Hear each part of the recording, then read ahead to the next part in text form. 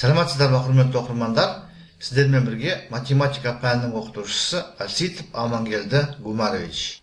Бүгінгі сабақтың тақырыбы синус 3х тең синус х теңдеуін шеш. Мен осы есепті шешудің 4 тәсілін қарастыратын боламын. Бүгін бірінші тәсілді көрсетемін. Синус 3х тең синус х теңдеуін шеш. Шешуі алдымен теңдік таңбасының оң жағындағы синус х-ті теңдік таңбасының сол жағына шығарамын. Нәтижесінде синус 3х минус синус х тең 0 теңдеуін аламыз. Әрі қарай синустардың айырмасының формуласын қолданамыз. Дәлірек айтқанда синус альфа минус синус бета тең 2 көбейтілген синус жарты айырма, яғни синус альфа минус бета бөлінген 2 көбейтілген косинус жарты қосынды. Косинус альфа плюс бета бөлінген 2. Осы формуланы қолданамыз. Бізде альфаның орнында 3х тұр, ал бетаның орнында х тұр. Сонымен, мына айырмаға аталған формуланы қолданатын болсақ, бізде мына түрде теңдеу шығады. 2 синус 3х-тен х азайтамыз, 2х болады, 2-ге бөлеміз. Сонда бізде х шығады. Көбейтілген косинус жарты қосынды. 3х пен х-ті қоссақ 4х шығады, 2-ге бөлсек 2х шығады. Біз мына түрдегі теңдеу аламыз. 2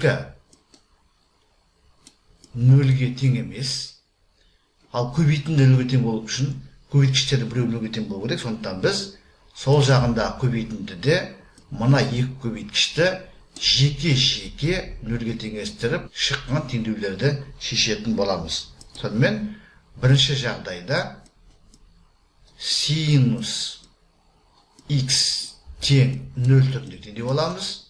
Ал екінші жағдай косинус 2х тең 0 түріндегі теңдеу аламыз. Осы теңдеулерді жеке-жеке шешіп көреміз. Бірінші жағдайда, дербес жағдай бізде х тең болады Pn n тиісті z. Мына түрдегі шешімдер жиынын аламыз. Екінші жағдайда косинус 2х тең 0-ге, бұл да дербес жағдай, 2х тең болады пи бөлінген 2 плюс пк. Құрметті оқырмандар, қараңыздар, біз 2 жағдайда 2 түрлі әріппен белгілейміз.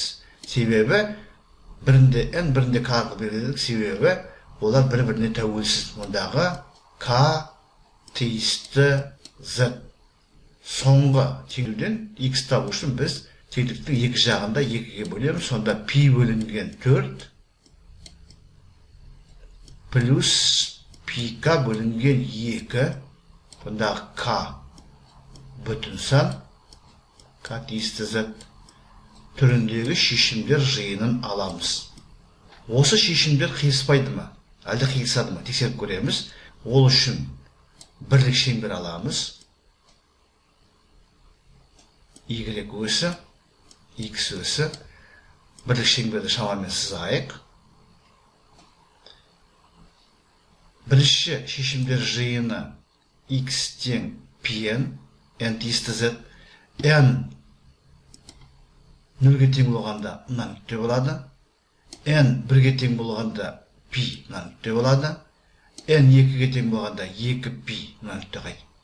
Мына нүктеге келеміз. n 3 болғанда қараңыздар, бір айналым 2π және π 3π нүктеге келеміз. Яғни бізде бірінші шешімдер сериясының нүктелері мына 2 нүкте болады. Екінші бізде x тең π бөлінген 4 плюс pk бөлінген 2. Мұндағы k тиісті z бүтін сан. Қараңыздар, k-ға 0 берсек, π бөлінген 4 мына жерде болады. 45 градус. K 1-ге тең болса, пи бөлінген 4 плюс пи бөлінген 90 градус қосамыз, яғни мына жерде болады 135 градус. К 2-ге тең болса, пи бөлінген 4 плюс пи нүкте мына жерде болады 225 градус. Және К 3-ге тең болса, онда пи бөлінген 4 плюс 2-ден 3 пи бұл 315 градус болады, мына жерде болады. Яғни қараңыздар, әрі қарай К 4-ге тең болса, пи бөлінген 4 плюс 2 пи мына нүкте болады. Әрі қарай қайталана береді. Сонда қараңыздар, алған мына 2 сериямыз қиылыспайды. Яғни бізде теңдеудің шешімдер жиыны осы 2 серия болады. Мынау және мынау. Сонымен біз теңдеуді толығымен шештік. Бірінші шешімдер сериясы x тең pn, бұндағы n бүтін сан. Екінші сериясы x тең 4-ден p плюс 2-ден pk, бұндағы k бүтін сан. Сонымен есепті толығымен талдадық. Құрметті оқырмандар, біз бүгінгі сабақта синус 3x тең синус x теңдеуін шешудің бір тәсілін толығымен көрсеттік. Оң жағындағы синус x-ті теңдікті басқа жағына шығарып, синустардың айырмаларының формуласын қолдану арқылы біз айырманы көбейтіндіге түрлендіріп, көбейтінді нөлге тең болу үшін көбейткіштер біреуі нөлге тең болу керек деген ережені қолдана отырып, теңдеуді толығымен шештік. Бұл мен ұсынып отырған 4 тәсілдің біріншісі. Бұдан кейін тағы да 3 тәсілін басқа роликтерде көрсететін боламын. Сұрақ болса комментарийға жазыңыздар. Мен әдеттегідей әрбір сұраққа ұсыныс пікірге ескертуге, уақытымен және нақты жауап беруге тырысатын боламын. Зейін қойып тыңдағандарыңыз үшін көп рахмет. Келесі кездескенше.